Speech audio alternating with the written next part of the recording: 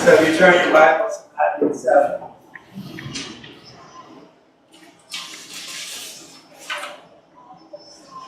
Interesting subject matter we're going to go into, and a lot of times we claim we understand it, but we don't understand it.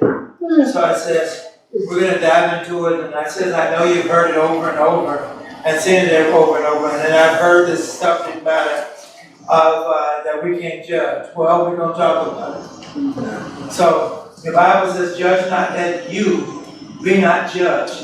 For with what judgment you judge, you will be judged. And with the measure you use, it will be measured back to you. And why do you look at the speck in your brother's eyes, but do not consider the plank in your own eyes?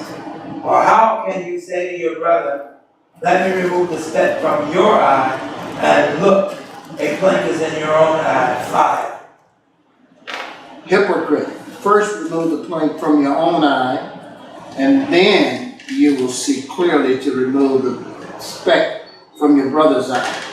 Do not give what is holy to the dogs, nor cast your pearls before swine, lest they trample them under their feet and turn and tear you in pieces.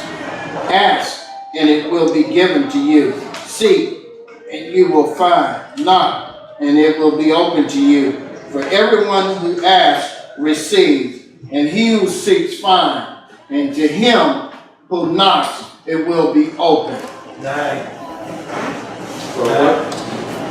For what man is among you who, when the son asks for a loaf, will give him a stone? Or if he asks for a fish, he will not give him a snake, will he? If you then, being evil, know how to give good gifts to your children, how much more will your Father who is in heaven give what is good to those who ask?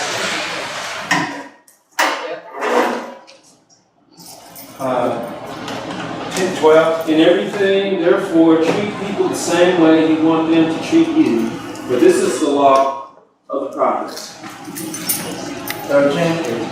Enter by the narrow gate, for wide is the gate, and broad is the way that leads to destruction.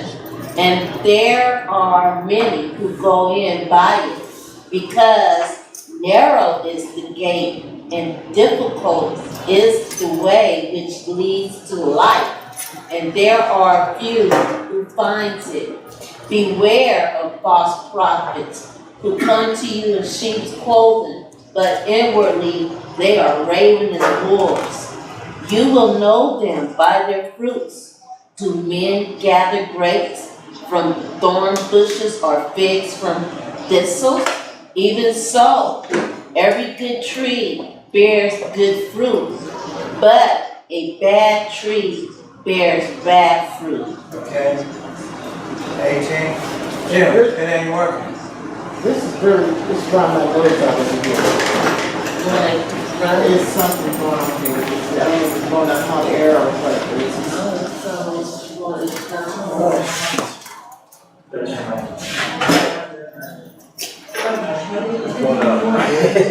Well, it's doing something. My nose is dried out. Yeah, that's not good. Where we at? It's 18. 75 is not true. 18 says A what? good tree cannot bear bad fruit, nor can a bad tree bear good fruit. Every tree that does not bear good fruit is cut down and thrown into the fire. Therefore, by their fruits you will know them. Not everyone who says to me, Lord, Lord, shall enter the kingdom of heaven, but he who does the will of my Father in heaven. Many will say to me in that day, Lord, Lord, have we not prophesied in your name, cast out demons in your name, and done real wonders in your name? 23. Which one? 23. Matthew 7, 23. Now when he got into it, no, that's not it. 23. She got it. And then I will declare to them, I never knew you. Depart from me, you who practice lawlessness. Therefore, whoever hears these sayings of mine and does them, I will liken him to a wise man who built his house on the rock. And the rain descended, the floods came, and the wind blew and beat on that house, and it did not fall, for it was founded on the rock. 26. But everyone who hears these sayings of mine and does not do them will be like a foolish man who built his house on the sand. And the rain descended, the floods came, and the winds blew and beat on the house, and it fell, and great was its fall. And so it was, when Jesus had ended these sayings, that the people were astonished at his teaching, for he taught them as one having authority, and not as the scribes. Let's go back to 7:1.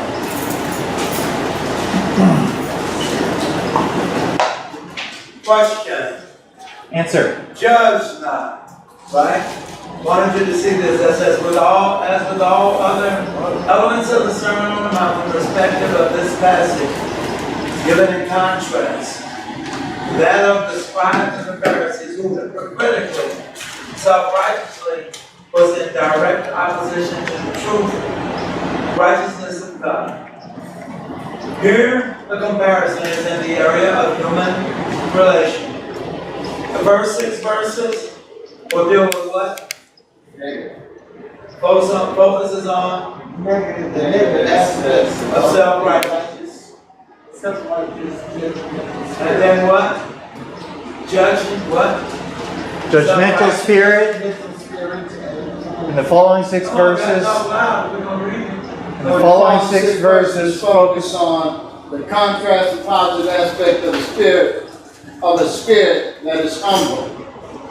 Trusting and loving. These 12 verses form the divine summation of all principles of right human relations. So now you need to understand where we're going with this. So now if you understand where we're going with this, here's the issue. No, that's not the issue. Here's the issue, okay? Here's the issue. The issue will then be on unrighteousness, unmerciful judgment. It's forbidden. Come on. It is forbidden, first of all, because it manifests the wrong view of God. When the phrase, "lest you be judged," Jesus reminds us, lest you be judged, Jesus reminds us, the scribes and Pharisees, that they are not the final court. To judge another person's motive or to curse to condemnation is to play God. So guys, he makes this statement. Who's gonna read? And I'll give you one of these. Then you have to worry about it. That's you can read. You can read. So then, listen to your text. Listen to your text. Your text says what, Wayne? Do not judge, so that you will not be judged. For the way you judge, you will be judged, and by your own standards of measure, it will be measured to you. So then, guys, if this is the case, then my concern is, then what are we talking about? He makes a statement, so that you'll see it. He makes a statement, we're to judge not, that you be not judged. For with what judgment you judge, you will be judged, and with the measures you use, it will measure back to you. Question, can we judge? Yes. But your statement said what? But your statement said what? What did your statement say at the beginning? Do not. Judge not. Not. It says judge not or do not. Dwayne says it, do not judge, right? Anybody else got another thought? Anybody else got any more different reading? So if that's the case, he says, do not judge, right? Or judge not. That's the same. Yeah. Then how can you say we can judge? If the text says, do not. Well, I'm going by what the text said. Watch my statement. I want you to see this. Your thought is this. Your thought is this. Where are we at? Come on. 7:1. No. My thought is this. Go to verse 26. Okay. Of 7. Okay. My thought is this. 26:7 says what? But everyone who hears these sayings of mine and does not do them will be like a foolish man who built his house on the sand. So then Jesus is saying, and if you don't hear what I'm saying, then you're basically building your house on the sand. What are you talking about, building your house on the sand? What would happen if the rains, if the waters came upon it?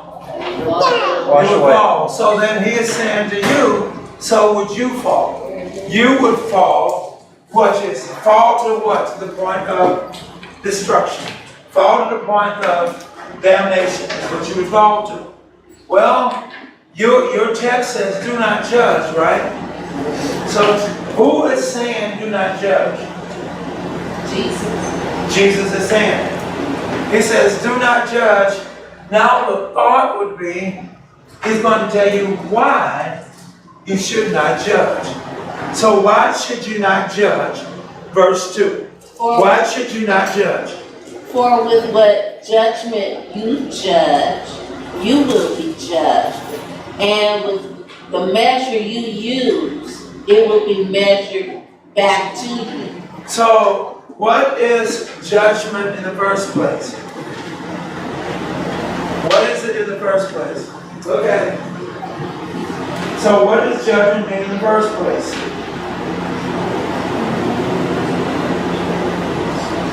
When a person is acting out, I guess, immoral. Okay, they don't have to be immoral. But what is it to judge when you mean It's a judge? ruling. So someone gives a ruling, Opinion. an opinion, that's judging. So then here's the next question. If it's judging, if I was a judge, where does it place me? I told you, remember the 6? Remember I told you the first 6 are built on self-righteousness? The first 6 verses are built on self-righteousness. So then where does that place? Puts you above. That puts me above. And if that puts me above, where does that put somebody else? Below. Below. So then, if that be the issue, so if that be the issue, then go back to your statement. He says, do not judge, right? And why is he telling you not to judge? Because you're not perfect yourself. Well, the same judgment that you bestowing on this person, you got boss to that person to send out this judgment on you. You judge, you give the highest opinion, and the highest is God. Nobody's higher than God. So why did God tell you not to judge? You could have just said it. Now why do we not judge? Because we're not perfect. Now why then do you not judge? And you said the answer, don't even know it. Because we're not God. You said, because what you said? Because we're not God. Because we're not We're God. not God. Because judgment is what? The final say so. So what you're saying is, I am speaking as God. That's what you're saying. So then, here's the question. Because you all made a statement, but you can judge. Well, the scripture says you can't. But the scripture says you can. The scripture says you can't at the beginning. Yeah. But the scripture says you can, because it says in 2, it says what? For with what judgment For with you what judge, judgment you judge, you will be judged, You will be judged. and with the measure you use, it will be measured back to you. So then, whatever measurements you use, and if these are satisfaction or satisfying to you, then be careful, because it's not, it may happen, it's going to happen. God is going to make that happen for you. That same situation where you were so quick to say somebody was wrong and they have no business doing this, that same scenario is going to come up in your life. Now you don't like them telling you what to do. Why are you complaining? All you're getting is the judgment that you gave to somebody else. And now you got a problem with it, so you're saying, then what are we saying? He's saying, so that if you're going to judge, then what is your judgment built around? Word. The Word. So if it's, now that's good, the Word. So if it's built around the Word, then what kind of judgment can you then give? Biblical. Hello? What type of judgment? Righteous, What is righteous? according to the word. What do you say? Being right with God. But if I'm being right with God, can I judge? Yeah. If I'm being right with God, can I judge? You're right with God, How are you God? but you're not God. So then how are you judging? Okay, maybe it's a trick. You see what I'm saying? So how are you judging? Because I'm being right with God. You don't have the thoughts of God. You don't have the ways of God. So how are you judging? Because your judgment may even be too harsh, or your judgment may be too little. Okay. Well, I thought But I'm judging because I'm right with God. Then he says, be careful, because that measuring stick you put out, it may measure against. this is going to be measured against you. You're going to run into the same scenario that you don't even realize. And again, I'm let you in. My point. David, Samuel comes in. You know that little Eve. You know that little lamb. The man only had one little lamb, and they took that little lamb and they killed him. David said, "Kill him! He's got to go. Let's kill him. He's got to go." He said, "That person is you." Remember that? He said, "That person is you." He said, David ripped his garments. You weren't expecting that to come back at you. Why? Because look how quick you gave judgment. What did you say this morning? Judgment is built on, what did you say? Come on. You can't see past yourself. Come on. That's why it's It's so, about you. so it's about It's about you. When you It's about judge, you. you make it out to be about you. And you don't even realize that it's about you. So then watch this. So then here's the issue. Do I really, watch this, I may want to judge, but do I judge? See, I may want to judge, but do I judge? Huh? Everybody's scared to talk now. Okay. No, I was just saying, I think I have a lot of compassion for people, but we all, not perfect. So Hold on, I hold don't, on, you hold know, on. don't. Okay, she finally sit down. Okay. Go ahead. No, I was just saying that none of us is perfect. We all of us suffer. We all have sin. So rather than me judging this person, I would rather help them. What's wrong with the church? What's wrong with churches that are small? You see everything. What do? You see everything, so you want to do what? So you want to do what? Say it louder, sugar. So you want to judge. I can see all your faults. That's why you don't. So, watch this, in the smaller churches is what you see. The larger churches are doing the same thing, Right. but they're larger, so you don't hear anything about it. But the smaller churches, what are you saying? If we quit judging, the smaller churches can become larger churches because you would focus in on loving one another. I see your faults, but I bet you see mine too. Yeah.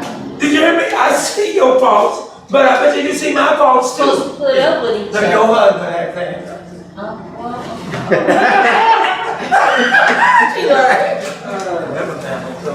And I think that sometimes they don't realize that, He had his hand up. oh, I'm sorry. No, I think it kind of goes with what you're saying, that when we start saying, when we do that, what we're saying is, I'm a good person.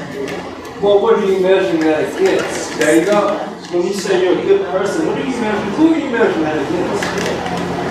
You got it? There's only one person. You got it. You got it. You got it. So somebody had to do what? Somebody had to drop. Because you had to come up. Okay, now let's go on then. Well, the Bible clearly says, judge not, but the reality is, we do judge. Whether we like it or not, we do. We judge, and here, the Bible is saying, look, wait a minute. Before you render a judgment, you might need to consider this. Thank you. You might need to think. Because you just may overlook you. You know how people say you forget where you come from? Yes. Right? Because oftentimes our circumstance is moved beyond our own condition. You got it. The Bible says we like, in Isaiah, filthy rags. Sin. Although you be like, something like that. 1:8. I think it's Isaiah 1:8. Yeah. Yeah, it's 1:8. But anyway, so we forget because we change our situation, we change our circumstances, and we appear to move beyond. But we still the same filthy, dirty, sinful. Why you got to be all that? It's true that. We are that, and sometimes and God constantly remind us, Right. you know, that, wait a minute, in my eyes, Come on. you still are. And it's only because of my grace and mercy. Jesus made a statement in John the 8th chapter, I did not come to judge. He says that when you judge, go to John the 8th chapter. Go ahead. Now, what I would like to say is a lot of times when we judge people, it's because, first of all, we're not in the right relationship with God. Okay. Then when people judge, it might be something about you that hurts that person, might be something about you that person don't like. You got You it. don't even know. Why? See, I make it my business to know my brother and my sister before I make a remark about them. Okay. I think a lot of us Christians don't take time to sit down and have a cup of coffee with one another. Oh my God. You'll lay eyes on me and you'll put a jacket and a label on me to stack with. That's it. Yeah. Because they go by what they see. Exactly. But a lot of times what That's you really see sad, is too. not necessarily what you see, it's because you think you see. It's 15. You see, John so 8:15. I take time to sit down and have a cup of coffee with my brother, my mouth. John 8:15. Thank you. Sure. Yeah. 8:15. Yeah, John 8:15. Judge according to the flesh. Judge according to the flesh. You judge according to what? I judge no one. You judge according to what? The flesh. That's why you can't judge. Because you judge according to the flesh. To the flesh. Did you catch it? Because you judge. Oh, watch this. How else can you judge? You're not of the Spirit. So how else can you judge? You judge according to the flesh. And Jesus said that's your problem because your judgment is built around what you see. That little foot is built around. I don't know why they're acting like they're acting. Did you take the time to find out why they're acting like they're acting? Watch this. What do you mean? Well, yeah. Well, they told me this is what. Did you take the time? A man that is drinking, that is not his problem. There's a problem beyond his drinking. But she didn't take the time to go back and analyze it. She didn't take the time to say, let me sit down. There was a young lady in this church that I was talking to a couple of years ago, and I'll never forget it. Her husband came to me, and she was, I don't know what's coming. He's like, I don't know what's going on. I said, well, she's been in my studies. He said, I said, she's been in my study. I said, I already have your answer. He said, you've got to be kidding me. I said, no, I'm pretty quick at figuring things out. I said, if you just leave me alone for a minute. I said, as I listen, I said, they're going to reveal. I told him, I said, I'm sorry. This is not built around your marriage. This goes back to her childhood. He said, what? I said, so give me a minute. I'm going to very indirectly, she doesn't even know it, tap into her childhood so I can find out what the issue is. In a class. And so as I started to talk back, then I came back at the end of it and I said, I'm going to tell you what it is. He said, well, I'm going to tell you what it is so you'll learn how to cope with it. You can never bring this up to her. I said, because it would only create chaos. But I'm going to tell you what it is. And when I told it to him, he says, you've got to be kidding. I said, yes. How did you figure that out? Well, you have to allow people to communicate.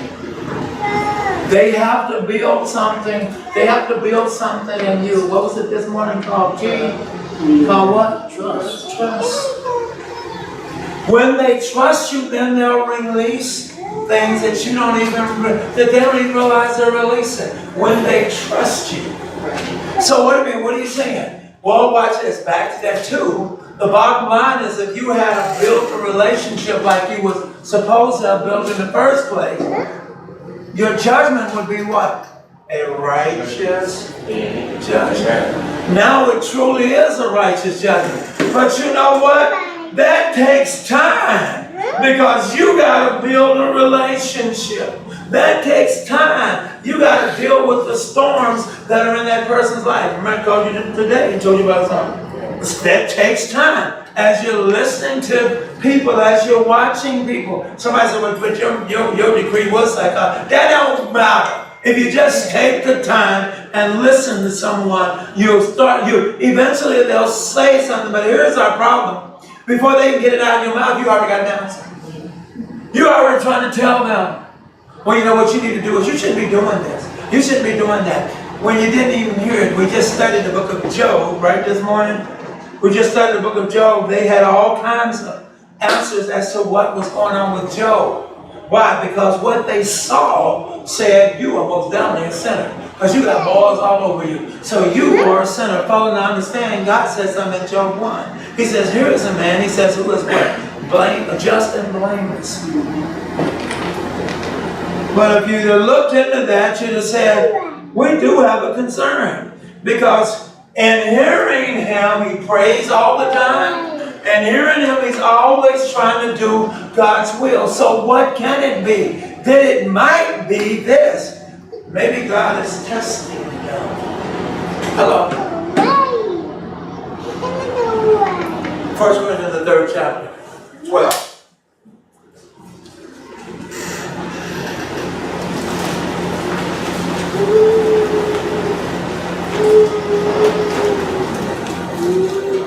Let's hope. Yeah, I was in something else, yeah. I got it. 1 Corinthians, the 3rd chapter. Sing that song. You got it. No, I got it. No, that's okay. No, we do it. You just speak. Okay, get it, but I got it. She can sing. The 3rd chapter, verses 12 says, Now, if anyone builds on this foundation, gold, silver, precious stones, wood, hay, straw, come on. each one's work will become clear, for the day will declare it, because it will be revealed by fire. What Bible are you reading from? This is The weird good one? This is the, American, New King James. New King James. yeah, There is a word I'm looking for. Keep going. okay, and the fire will test. There we go. I just didn't let you read part of them. It says it do what? And the And the fire fire was to do will what? test It's to test. each one's So work it's not going to test the of quality what of each sort it man. is. See that? So it's not going to test the quality of each man's work. How would you like to be in front of God, built around something you judge somebody else on? Because he's got to, you got to get the same. Hey, I'm going to heaven. God, please let me in. You didn't let the other one in. You had something wrong with the other person. You said because of what they did, they shouldn't be going to heaven.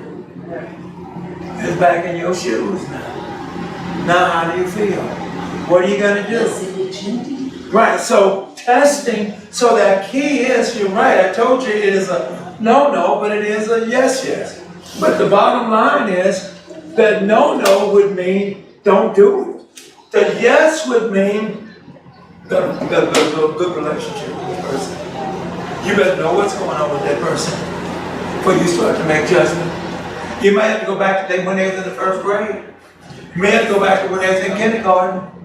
But you better get to know who this person is that you're judging. Because this judgment is so serious because you are playing the role of God. Right. That's how serious it is. You're playing the role of God. Because you're playing the role of God, you have sent somebody to heaven or you've sent somebody to hell and don't even know it. And you don't even know it. And by the way, mama, daddy, sister, brother, you don't even realize it. You place judgment upon that individual. And what you give comes. So if your judgment was a righteous judgment, you don't have anything to worry about. But the question is, you need to find out whether or not that was righteous judgment before it comes out. Because once it comes out, you can't reel that back in. And it, watch this, will produce so much pain. It may even produce a pain that the person says, I really don't want to have anything to do with you anymore. Oh yeah, how are you? Oh, yeah. Right. Well, why don't you want to come go along to me? Nah, you go ahead, I got something to do. You can't figure out what it is. Wait a minute. Every time I ask them, they don't ever want to go nowhere. But they're always smiling because you place judgment. You told me how pitiful I was when I was living in my sin. Now you're living in yours. And now you're saying and say, okay, it ain't okay. So then watch this. He's not through with it. He says, so let me open your eyes. Because just like you all were the same way, Jesus said, let me open your eyes. Because now, do I judge or don't I judge? Can I judge or can I not judge? Watch what he says. The third verse, he says what? The third verse, he says what? Are we back to Matthew? Yeah, Matt, go ahead. And why do you look at the speck in your brother's eye, but do not consider the plank in your own eye? So guys, then he uses the word. He says, here's his carpro. You got to flip it on 3, carpro. He says, here's your,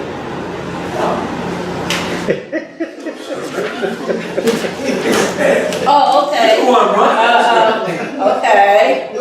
A carpal speck is not a tiny piece of dust or soot, but a small stalk or twig, or possibly a splinter. Come on. Though small in comparison to a log, it is not an insignificant object to have in the eye. Some interpreters suggest the speck represents a rather minor ceremonial infraction, whereas log represents an extremely vulgar and repulsive sin. But people with obviously terrible sins usually spend their time trying to hide or justify their own great sin, not in criticizing the small sins of others. So then, watch this. What in the world is all that jargon? What are you talking about? Well, here's what he's talking about. He says, and why do you look at that tiny dot in somebody else's eye? Right. You got big planks. In the word plank, it's not plank. In the Greek, that word is boulder. It's what? Boulder. It is a huge stone. It is a huge stone that's in your eyes. But yet, you can spot the tiny micro speck in somebody else's eye. That's why he's telling you, be careful with your judgment. I've always said, you better think of where you came from before you start to talk about somebody else. You can see for love. Yeah, but stop and think about it. So what are you saying? Jesus is saying, I knew you didn't get it. So now what I'll use is another scenario to help you with. You are familiar with the speck, with a little splinter. By the way, they both are no good. The splinter or the speck is no good either. But it's still so tiny. And yet you spotted it, and I don't know how you spotted it when you full of dead man's bones. I don't know how you spotted it when you full of sin. When you know what you do, oh please. If I had the opportunity to go in and open every man's closet, I'd find something. Every one of us, I'd find something that you call yourself hiding. Yes. Now, I was just gonna say, you mentioned the word boulder, right? And that boulder is so big, it blocks your vision. That's right. That's right. And watch this. And that boulder that he's talking about that blocks your vision is your thinking. You can't think right. You don't realize that you got something that you spotted, so you're so quick to down this other person because you don't do that. Put your stuff on other people. It's a cover up. That's where you go. Covering up their own sins and bones and junk. That's why I do Some people it. are super generous. Some people do what? To cover themselves Cover up. themselves. Some people talk a lot to cover up their sins. Think about it. Some people do this. They'll just tell them how much I wish you'd shut up. They just talk. Why? Because they're covering up. I use the terminology.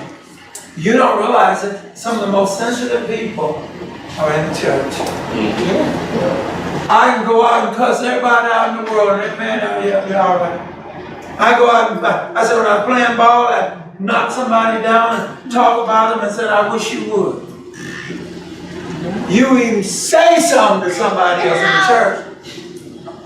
So what? I want to leave. I don't want to be here no more. Did you hear me?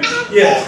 I thought that if you're dealing with spirits and principalities, that how does that coincide with this saying that you're really dealing with spirits and principalities? So really, if you go up to a person you never met, but you get a feeling like, oh God, they're going to be this particular way, isn't that what is at work and not the carnal telling you? Because how would you know you don't?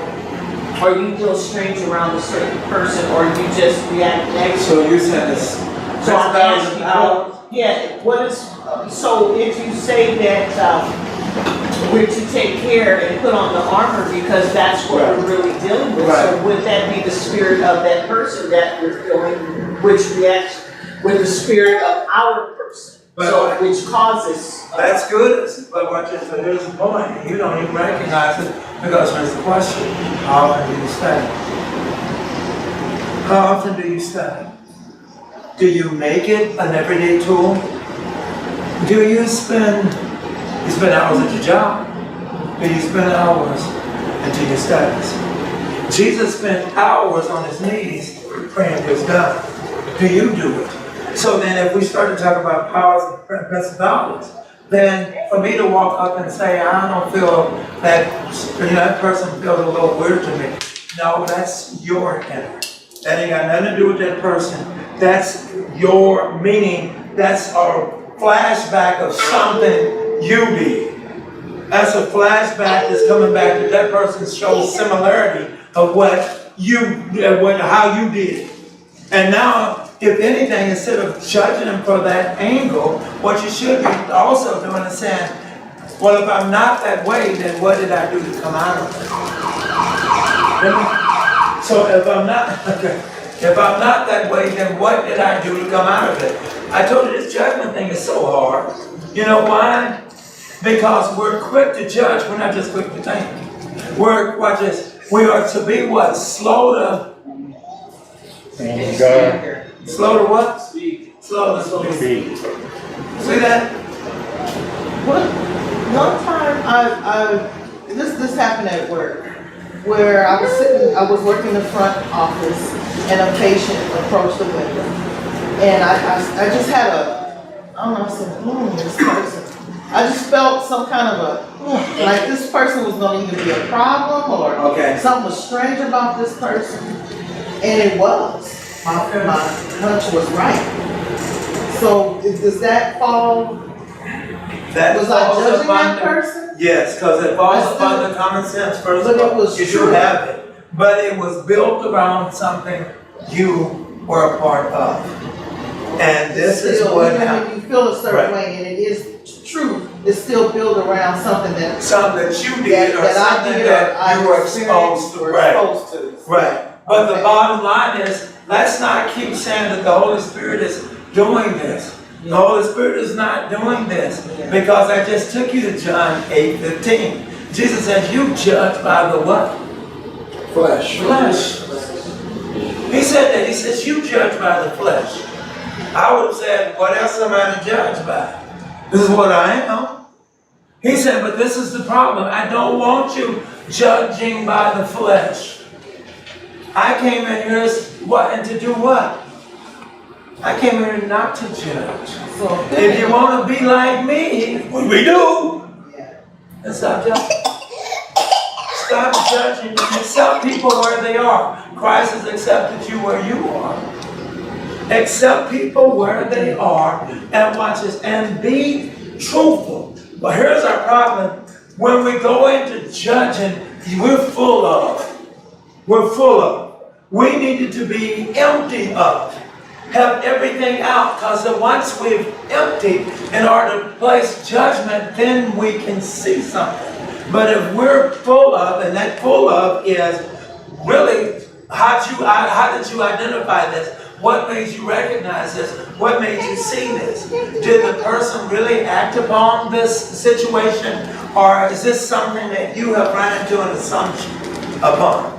What is it that's causing this? Where is this? What makes you make this judgment that you're calling rational when it's really irrational? What's making you make this judgment? Is it they ain't just like you? Is that the reason why? Because they ain't like you? Stop and think about it. Now that guy performed and he cut up and acted up in that office. But just like you were saying a little bit earlier, when I got to his account and read his report, he has a history of mental and abuse. See? So I realized, I said, now, okay, that's what this is stemming from. It's for a reason. The way people act is for a reason. There's something that caused them to act that way. So like you said, like we said, I said, build a relationship where you start judging. Yeah. Build a relationship, that way you now know. Now you know, watch this dude is just as crazy as two bats. Okay, so when he comes into me, I already know he's crazy and crazy. So why am I going to get upset with him when I already know he's crazy? That's not that. I don't need to get into that. Was my fact. If it's going to create such a problem, maybe I don't need to be around this person. Because I'm not going to be good for the situation because we don't want to say this. Because I can't handle it. We don't dare want to say that because I can't handle it. When it needs to be, you just can't handle it. And so you leave it alone. So wait a minute, I was talking to somebody else today. I said, and they were sharing this with me, one of my mentors. You don't understand, you have such a great and great responsibility. The people that you're talking to. The word of God must always come out of your mouth. But you got people that you're communicating with that you got to understand. One is here and another one is there, and another one is here and another one is there. Why? As a minister, your role is to get to know people. I'm gonna let you in. Watch this. When I get to know some of the people, then I hear the rumors. You know he's talking to her. You know he's seeing her. You know they too close. You know they ain't got no business being that close. You know I'm telling the truth. Wait a minute, they talk to them all. They talk all the time. Why can't I be working on building a relationship to get to know the individual so I am able, for your sake, to be able to handle the situation? But I told you, small churches come up with judgment. Small churches are already figured this thing out. They got to be seeing one another. Why they got to be similar? Because that's what you would do. You don't realize that you're speaking what you would do. And you don't even realize, no, I wouldn't dare go out with him. I wouldn't dare go out with her. You just need to stop lying. Because, watch this. Because you don't understand. Your judgment also produced this. Jealousy. And you won't even admit it, but it produced jealousy. And you wouldn't dare say that I'm jealous over the situation. No, you want to deny it. So now what you want to do is take a rumor and take off and find somebody else that'll bite into it. So watch it. So we can come up with some logic. Well, you're right, come to think of it. They only got a lot. I mean, so now you got all this logic. No, it's called judgment. You're judging someone that, if you got a problem, the Bible told you in the 18th chapter of Matthew, he said, what? Go to. That's what he said. You know what? I just want to come to you, Brother Thomas, because I want to know, are you laying up with so-and-so? Just hey, don't cut it. Hey, lay it down exactly like it is. So I can tell you, either that's none of your business, or I can tell you, no. Some ministers have to say, yes. Okay, but anyway, go ahead. Go ahead, Betty. I was going to ask you, what's the difference between Vernell's situation today? Because I have a situation where this guy came up, got off the elevator, and it's a secure building. Oh. So what's the difference between judging and discernment? Watch this. Okay. No, I was going to say that, you know, not everybody is in tune with themselves. That's number one. And number two, there is a such thing as transference and counter-transference. So you can pick up on something. People have the ability to bring something up in you. And whatever that is, it may look like fear, it may look like nurturing, it may look like a bunch of things. And what happens is, it's always, most often, unbeknownst. You don't know it, but you pick up on it. And that's a reality. And so if you are in tune with yourself, and I always say like this, you know, if you haven't got a tune-up, you know, that means going to Christ, because Christ is the only one that can tune you up. Right. You know how you go in and take your car to get service? We have to have a tune-up so that we can be aware of these things and stop. And I'm only saying that because people say to me, and I'm just not veering off course, I'm just making a point. People say, could you come over here and take a look at this mold? And all it really is mildew. Put some bleach on it and wipe it off. So we stay away from the mold word, because that's huge. Right. So you're staying away from the judgment, but you also have to be aware. And that's what I'm saying. Not everyone is aware, and so naturally your defenses kick up. You know, your natural defenses kick in, and if you're not sound, if you're not stable, it can, be off a little bit, and you can misinterpret it for something else. Let me take this too. Judgment tears down. Yeah. Discernment builds. Amen. That's the difference. Say that one more time. Judgment tears down. Okay. Discernment builds. I want to find out why I feel like I feel. That's your discernment. I'm not just gonna go up and say, you must be a crook. You must be crazy, you know? You must be crazy. Cheryl said, you must be crazy. So I felt like it was discernment, because I didn't treat him any different. I just Right. noticed how he came in. Right. And to this very day, we spoke over the phone. He was calling to pay a bill. And he said, I just want to let you know something, that everybody in office treats me mean but you. And that's why I said, that's why I asked her, I said, did I judge this man or was I using it? When she said discernment, I guess I was using discernment. I didn't really judge him, but I knew when he walked in that there was something quite different. Yeah, that there was something. So after he got checked in, I went to his account and I just pulled up his information and looked at his report, and that told me he had a past of abuse and mental and things like that. So that's why he was the way he was. But actually, for me communicating with him, he's a nice guy, but because people treat him a certain way, he comes off like he busts in the door like He has his defenses up. he's always, you know.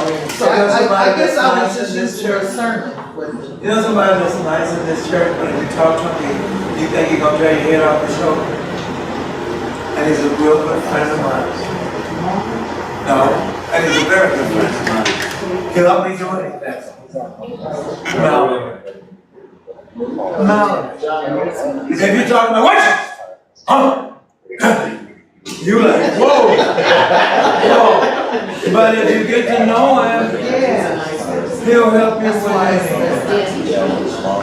You call him, he'll do whatever he can to come over here to help out. But people don't know him. So, I don't know this brother, that brother. He's got a heart. There's nothing hard about him. It's just how he communicates. But if I'm judging, I say, oh, I don't want to be around him because You build everything else out. come on, see what I'm saying? Stop and think about it. Yes. I work security. Go ahead. I used to work hard. I don't do no more than I work hard. I passed personality shit out of weapons, right? I was always able to get out of trouble. Right. Not that I was judging, but it's just in my experience. Right. You know, and I tell you, I'm not even doing I'm very wrong. And like I said, I'm not judging, but I look at the person and then I'm observing throughout the party. And sure enough, they end up causing problems. But I was able to diffuse it before it escalated. There you go. You see, so, because I stay close to the person. Well, watch this. Now, You know what I mean? now you're using what's called wisdom. Now the wisdom is to recognize I've discerned something that doesn't line itself up right. I'm not going to create a problem, but my wisdom says now, how do you diffuse it? What do I do? So I'll never forget it, we was at West Adams. I'll never forget it, Campbell was preaching. I'll never forget it, this gentleman came in, I just happened to be sitting by the door. This gentleman came in and he had the strangest, I could see something wasn't right. And so what did I do? He came all the way up front. Kim will still tell us about this today. He came all the way up front. I got up. I went straight down the aisle, like, you know, because it's going on. I went straight down the aisle. I went over. He looked up at me and I said, why don't you come go with me? And then watch this.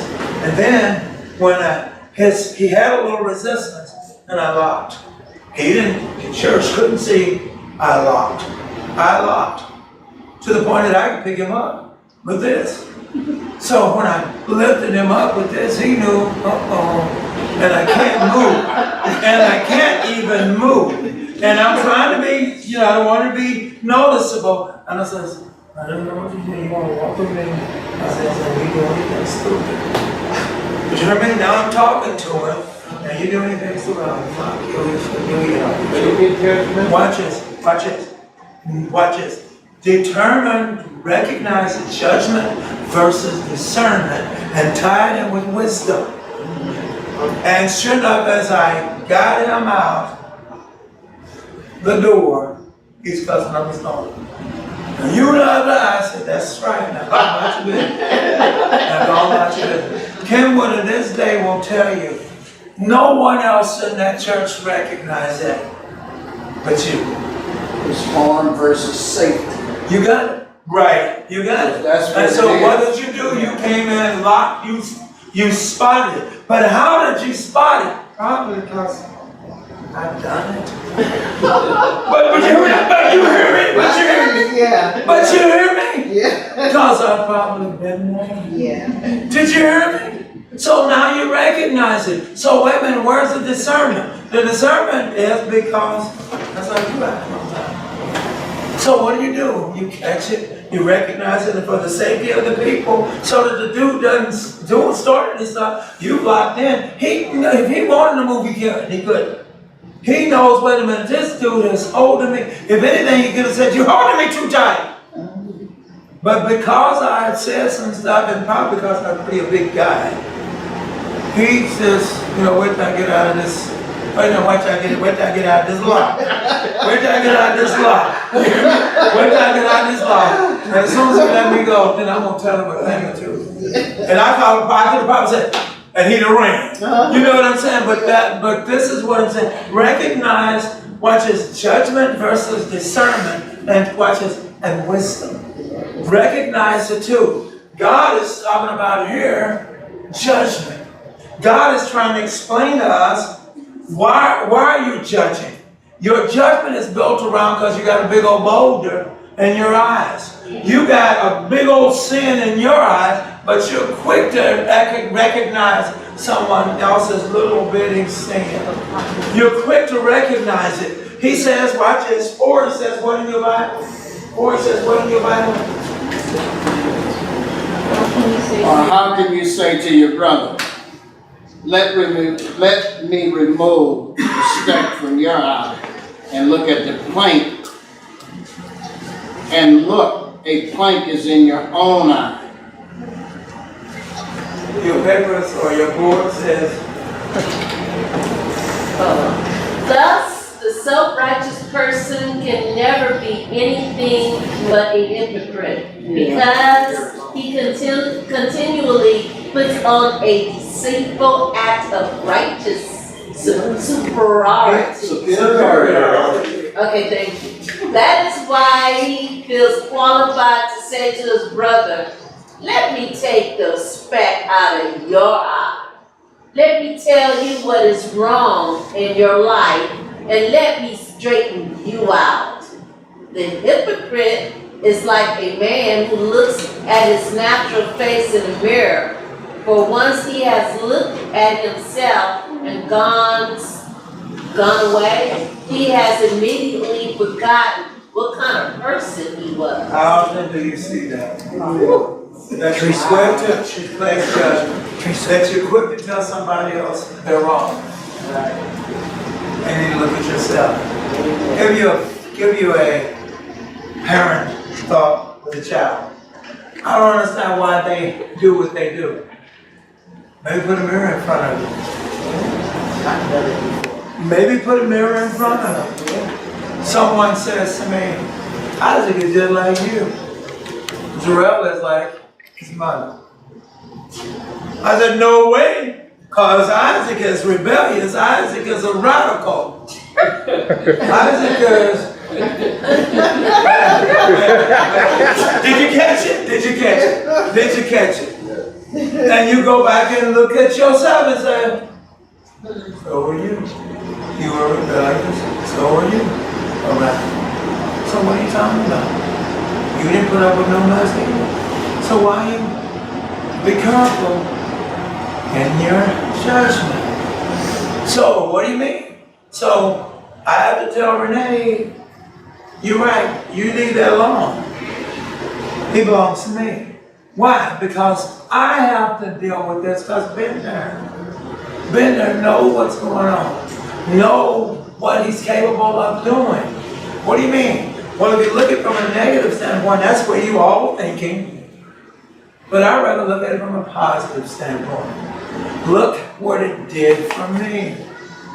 Sometimes when God took you through no, God ain't never took you through a mess. You did it all by yourself. God knew your end. But you did that. You decided to get off the track of where God was trying to take you, and you decided to take a left, and you decided to do dirt. Satan is saying to God, you calling these yours, look what he's doing for me. Look at all this junk he's doing for me. God is saying, don't touch it. God is saying, don't touch it. Watch this, because God says, what you see is, I'm omnipotent. I'm all-knowing. Because I'm all-knowing, I know eventually he's going to get back on track. And eventually he's going to go down that road. But what you want to do, Satan, with your deceitful self, is before he gets on track, take him out. Because his role is to do what? To devour and to conquer. He wants to conquer. So watch this. Then if we're looking at this, watch verse 5. Verse 5 says what? What's the first word he says? Hypocrite. Lord, have mercy. Did you say it? He says hypocrite. I heard you read something. I heard you read a hypocrite is like a man who looks at a natural face in a mirror. For once he has looked at himself and has gone away, he immediately forgotten what kind of person he was. He says he's a hypocrite. I put on my phylactic robes. I run around here like I'm all that and then some. I run around like I'm holier than holy. Hello, have you ran into some of them people? You know, at the church, you know, that, like I said, some folks been here for 400 years. I ain't heard a confession yet. I said it the other day. I said, Westchester's got some of the most perfect people in the church. Some of the most perfect people in the church. Because we don't make confessions. So we're some of the most perfect people. I just said, and I want to walk up to someone saying, your name has got to be Jesus. Jesus who?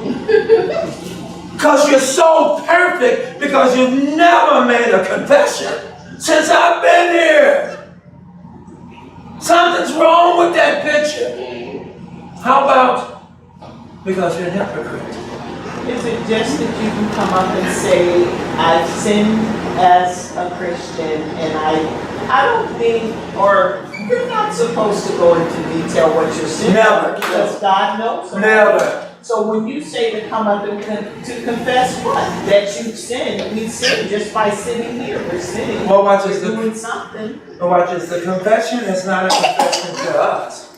The confession is the confession So we're to to God. publicly just say we want to ask God for forgiveness in front of the That's all you're doing. God says, if you confess before man, I will confess before my Father which is in heaven. And that's So, enough. Just God, that's more than enough. Hey, brothers and sisters, I've sinned. You know, I asked the church to pray for me. That's good enough. No. Cheryl, what did you do?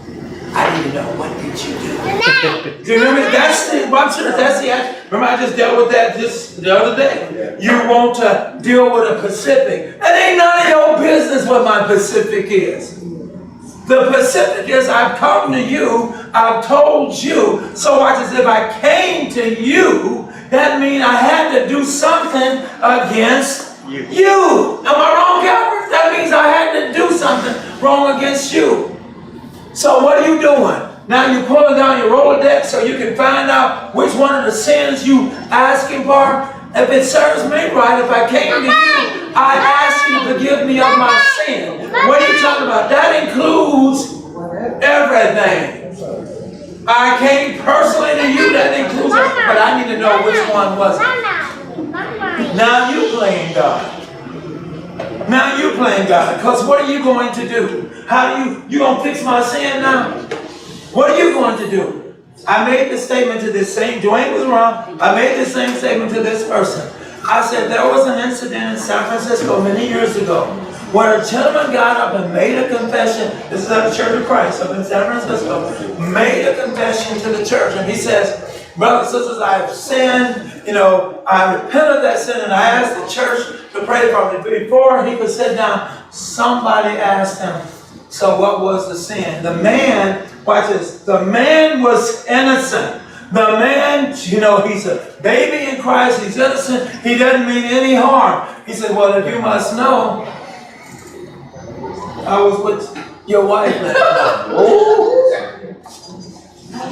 Are you serious? That is a real, true story. And the fight started in the church. And the fight started. And so it was so bad that they had to call the police, shut the whole church down. So was he just being sarcastic? No, he was serious. He was just as innocent. He didn't want to say anything. Can you imagine how the woman must have felt that was sitting there? Now what we got? You got everybody in there fighting, tearing up the place. Why? Because somebody asked, so what did you do? By the way, that wasn't just somebody. That was somebody that apparently was in a leadership role that made that statement. And it just tore the church apart. That's why you hear me sometimes, even in my sermons, I'll say, anybody let them do, but hey, but don't tell us what you did. We don't need to know what you did. That's between you and God. That's right. Why? Because if there is a sin that you've done against someone else, then you need to go to that person and work that out. You don't need to bring that one to the church. That is a private sin. That is a sin that you offended somebody on, so you need to go to that person. I don't have to come before the church. You sure don't. You don't have to come before the church if I've offended Dwayne. I don't need to go to the church and tell that to a whole church. Now, if it's a public sin, if it's something I've done where everybody is aware of it, then I need to make that confession. I need to make that confession, and I still don't have to tell you what the sin was, but I need to make that confession to let you all know I have sinned. It's public. Somebody saw me. Somebody saw me, and I need to correct it. Yes. I was just going to ask for an example of a public sin, but when you said somebody saw it, it made sense. That's it. I could have been out watching this. I could have been coming away from what you call a strip place, a strip club. Somebody saw me. What you doing in the strip joint? Somebody saw me. Hey, man, hey! Now what you saying? So what you doing? That's what you saying. Okay. But the bottom line is, somebody could have saw you. Here's another one. You don't realize it, and you don't even pay it any mind. You came out of something more delicate. You came out of a liquor store. You say there's no sin. We can drink. It could be a stumbling block for that person that saw you come out. It could actually be a stumbling block for someone. And I thought the world of that brother. Or I thought so much of that sister. And all you went in to do was get a soda. That's what I said to him. And all you did was go in to go get a soda, and you came back out. But the problem was that soda was in a brown paper bag when you came out.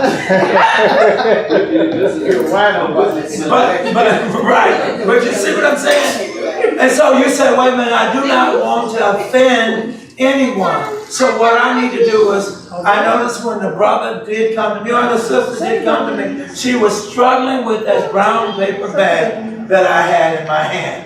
I could have easily just revealed it and said, hey, you want me to go in and buy you a soda too? But a lot of times you're not going to do that. Here is your attitude. Ain't none of your business. That's your attitude. Ain't none of your business. But you created a stumbling block for someone. And you may have been innocent. Where are you at? Romans 15:1. We are to bear the infirmities of the weak. That's what we ought to do. We're to bear the infirmities of the weak. I know you could be dead right, but watch this. For the sake, here's another one, guys, another scenario. This person has done you wrong, and you know they've done you wrong. But you go up to him and say, hey, I'm sorry, man.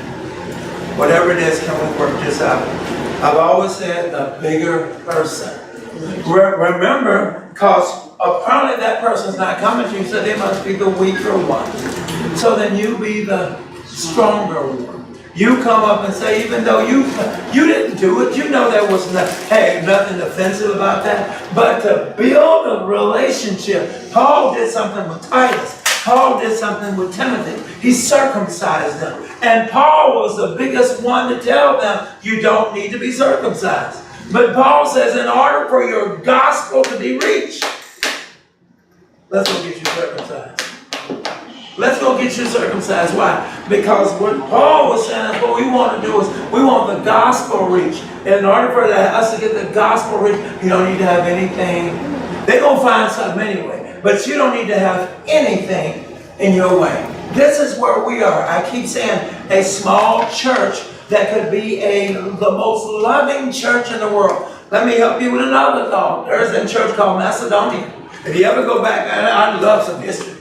If you ever go back into the history of the church, there was a Macedonian church, there was a Corinthian church. The Corinthian church was a very wealthy church. Macedonia was a very poor church. The Bible says that they gave more than the Corinthian church gave.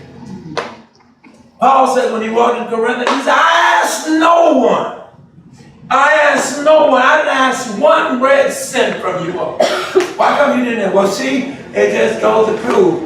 See, Paul didn't ask for no money. So see, these preachers is ripping people off. Paul was being financially taken care of by a Macedonian church when he came up in there.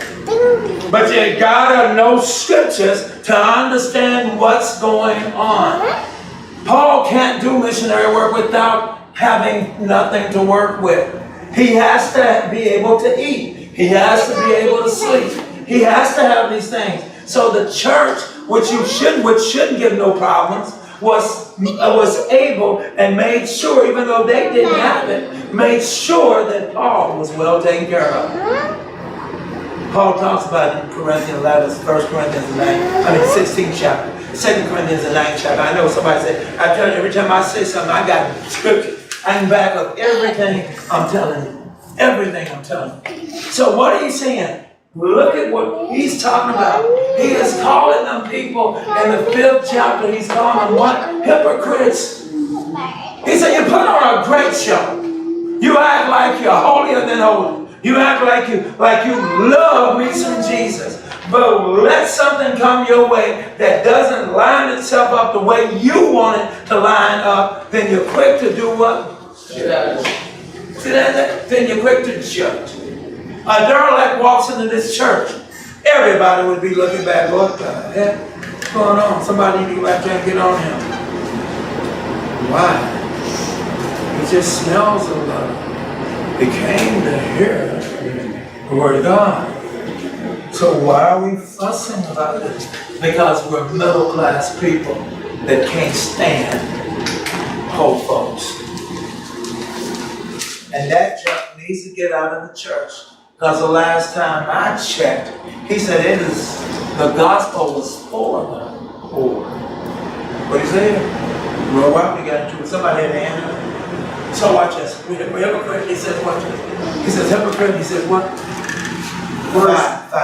First we're going to blank from your own eye.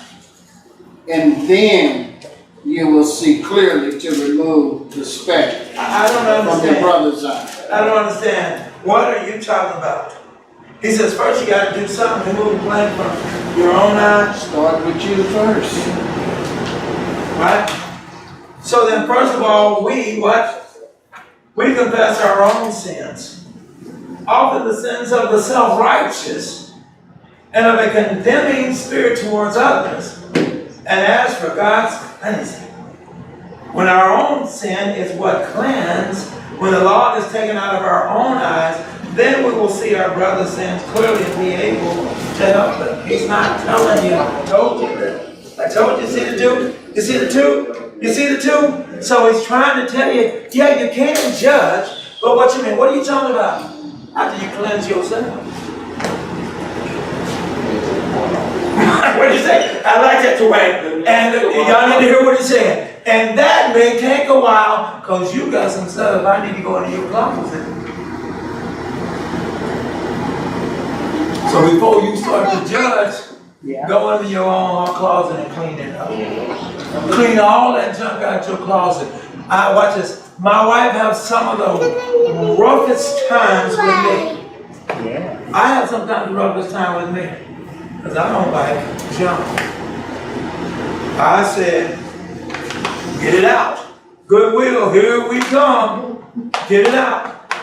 If my wife is at home, why? Don't touch my stuff. You can't get in a size 6 no more. But don't touch my stuff. Did you hear what I'm saying? But don't touch my stuff.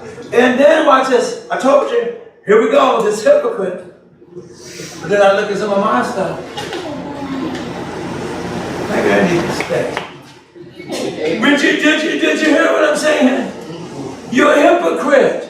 You're quick to get rid of all this other stuff, but what about your stuff? We know to still wear that too. Yeah, why is it sitting in the attic? What are you starting with? So give it away. Yeah. I will the next time. but you hear what I'm saying? But I can go up and go get hers and toss it in a minute. You see what I'm saying? Hypocrite. That's what you are. You're putting on a show.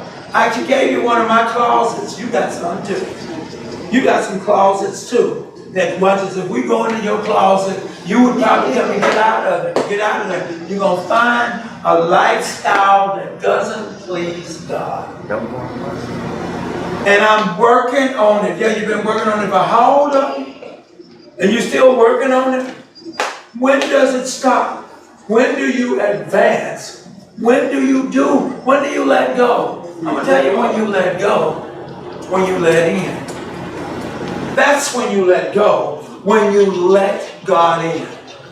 Until God comes in. But don't raise your hand. Ask yourself how many of you actually sit down and will give God an hour of your time and simply sit there and read and study. I said just an hour. I say much more than hours. But I'm saying just an hour. How well, you're not a preacher. That's quite obvious. That's why you know so much. But I'm a human being. I got to go to the same place you got to go. I got into heaven just like you got into heaven. Ain't no special gates. Ain't no secret caves I can go through and get to heaven.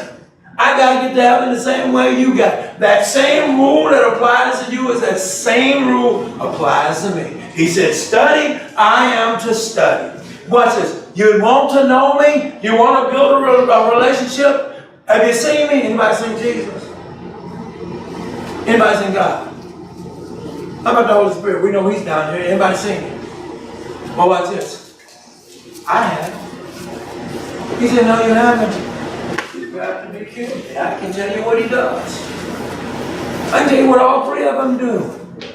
I can take you to Genesis 1 and tell you exactly what their roles are. No, but you said you seen them. I have. Did you hear me? I have. You want to put carnal things with spiritual things. You won't work. You've got to think spiritual. As the only way you're going to think spiritual, the only way you're going to develop is when you make Him real. I said, I wish Casey Hill was here. Many years ago, she used to say, she would call me and ask me something. And she said, and I would talk, and she said, let me state this. She says, you blow my mind because when you talk, she says, and if I stop you and ask you where you get that from, you quickly give me scripture. She says, I knew then, right then and there, who has scriptures and everything they're talking about. You know what that does? That removes logic. That destroys logic. I don't want to sit down with you and hold a conversation and you give me what you think. I want to sit down with you and you give me what God says. That's what's going to change my life. You tell me what God said. So if I ask you where did you get that from, you can take me to the scriptures to let me see this. You see how important that is? But if you ain't studying, well, it's in the Bible somewhere. If you ain't studying it, well, it's in Corinthians. Where at in Corinthians? By the way, there are 2 letters, not one. So what are you talking about? Or how often we miss this. Somebody said, what are you talking about? Did you know the second letter of Corinthians was before the first? Didn't know that either, did you? Didn't know that either, did you? No. 2 Corinthians is the first. 2 Corinthians is the second. 2 Corinthians is the first letter. The first letter. The 2 Corinthians. When you start to read it, he's talking about things that were before the first Corinthians letter. What the heck? That's right. We don't get it. The book of Job is believed to be written to be the first book. Come on, what are you talking about? Genesis is the first. The book of Job, go back and look at it. It's believed to be the first book that was written. But you wouldn't know that until you take the time to study it. Well, that's because you're a preacher, Brother Thompson. That one I wanted to know way before I went into the ministry. I want to know what's going on. God, I want to build a relationship. So when hell hits the fan, guess what? I'm going to have some doubt. But it ain't going to last long. Because I know who you are. Out with this. We had a 4.4 yesterday. I know y'all didn't feel it. We had a 4.4 earthquake yesterday. The 3.4 aftershock. We went on about our business like ain't nothing happened. This is the way we do. I don't know, but because Compton, I think, somewhere. 25 miles east of LA. Yeah. So watch this. So here's my point. The point is, what does God have to do to shake you up? Send a 9.7. To finally get you to understand this is real. Don't get mad because he told you in Hebrew 1, this is the last days. Don't get mad because he told you in Genesis 1, when sin entered in, that the world was corrupt. It's little by little going to deteriorate. Don't get mad because your scientists who think they're God say that there's global warming when it ain't no global warming, it's global warning. Christ, this thing is slowly falling apart. Don't get mad because look at yourself each day. You got a wrinkle here, you got a wrinkle here. And you can't, what in the world is going on? You too are deteriorating and don't know it. Stop and think about it. Even that little young fellow that's sitting in that baby chair, stroller, is deteriorating. Little by little. But we don't see it, and then when it comes to an end, or when our life, we start running into problems with our life, then guess who we want to call? Somebody we don't know. Am I right? Then we want to call on somebody we don't know. No, I know Jesus. No, you don't. Because if you knew Jesus, Revelations wouldn't be so hard. If you knew Jesus, then you'd understand Daniel's a little bit better. If you knew Jesus, you watch this. 1 Timothy, watch this, 3 talks about what? Elders and what? Deacons, right? Titus, the first chapter talks about what? Elders and deacons. Did you know if you go all the way to Ezekiel 34, it tells them the duties that they're supposed to be doing? Huh? But you got to go all the way to Ezekiel 34 to find out what your responsibilities are. Those are instructions in 1 Timothy and in Titus. Ezekiel 34 is duties. But you got to pick it up and read it in order to know that. Because we get stuck. We don't want to do too much of that. That's why it says, I look up and say, why are my brethren? Because you're not studying. It is so important that we develop, because believe it or not, God, you still got to answer to God. By the way, the scriptures don't talk about leading brothers, it talks about elders and deacons. The scriptures don't talk about boards. The scripture talks about elders. Board don't hold no water with God. Leading brothers don't hold water with God. God told you what type of leaders should be in the church. We make excuses. Well, get you. Why? Get your lives on track so God can use you where He wants to use you. Power is dangerous in the hands of an individual that wants to be a leading brother, a leading sister. It is so dangerous. That's why God put that minister in that church. Why don't He bring some people up? Can't, because you would know. You know what God is asking of a leader. You know what He's asking of. And when you do something, I'm like I tell everybody, I ain't sending you to hell because I want an elder. I ain't sending you to hell because I want a deacon. I'm not going to do it. I want you to line yourself up so you can be an elder, so you can be a deacon. But I got to be perfect. I said this. But if that's the way you view it, that tells me you can't be no elder or deacon. Why? Because you know ain't nobody perfect on the face of this planet. So what are you talking about? God wants you to line up. He's asking for leadership, ruling your own household. He wants, are you capable of handling your own household? Because if you can't, you certainly can't handle the church of God. That's what He said. Makes it clear as bell. What about your report? Is it a good report? Can I go and anywhere where you've been and ask them about you? Where is it?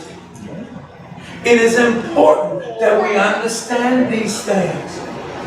What are you talking about? Because God wants leaders. God doesn't want a hypocrite in leadership role. Today you're holier than holy. You love me some Jesus. But Monday you're sitting out there on the corner drinking with somebody else. But Sunday you're holier than holy. An elder or a deacon, there is no rebellion. Because the word of God is sound in them. So there's no rebellion. Something needs to be done. An elder or deacon, you don't even have to talk to them. By the way, that's not my role. An elder or deacon, they know what needs to be done. So you're going to do it. If anything, you kill it back and say, Brother Thomas, I just want to bring something to your attention. I took care of it. That's an elder or deacon. He doesn't have to be told to go do it.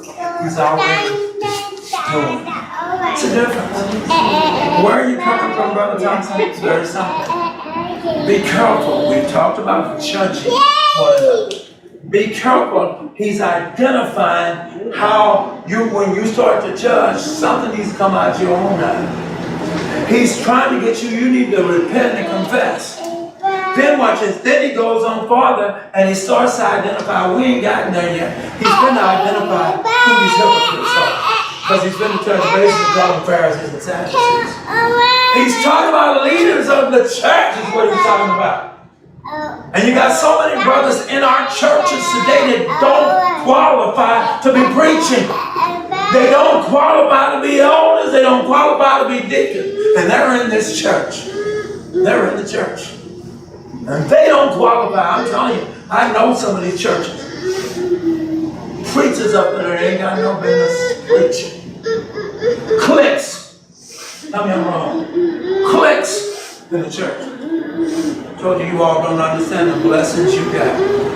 Because I ain't going to put up with none of it. Am I right?